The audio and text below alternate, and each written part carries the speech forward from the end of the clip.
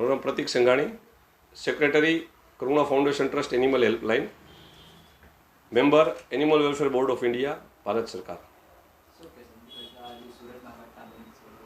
સુરતમાં જે ઘટના બની એ ખૂબ જ દુઃખદાયક છે, અત્યંત પીડાદાયક છે. અજાણતા જ અનેક પક્ષીઓનું મૃત્યુ થયું છે.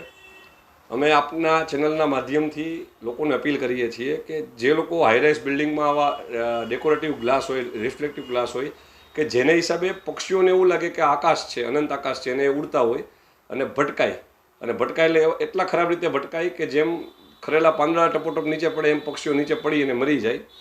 એવો આજે સુરતનો વિડીયો છે, ખૂબ જ દુઃખદાયક છે. ગુજરાતની જીવદયા પ્રેમી જનતામાં કોઈને પણ નહીં ગમ્યો હોય આ વિડીયો, તો અમારી અપીલ છે કે આવા જે કોઈને ગ્લાસ હોય ત્યાં થોડું આડસ લગાડી દઈએ, થોડું એવી રિફ્લેક્ટિવ લગાડી દઈએ જેથી પક્ષીઓને દૂરથી પણ ખ્યાલ આવી જાય. પક્ષીઓની સેન્સ ખૂબ જ સારી હોય છે, એને દૂરથી ખ્યાલ આવી જાય કે આ જગ્યા એ આકાશ નથી, મારા માટે હર્ડલ છે, તરત એ ઉપરથી ફ્લાય કરીને વયા જશે. અમે આ બાબત સૌ જીવદયા પ્રેમીઓની એક સલાહ લઈ, મિટિંગ લઈ અને જરૂરી તંત્રનું, સંબંધિત તંત્રનું ધ્યાન દોરશું કે ભવિષ્યમાં આવી ઘટના ન થાય એ બાબત કોઈ નક્કર પગલાં લઈએ.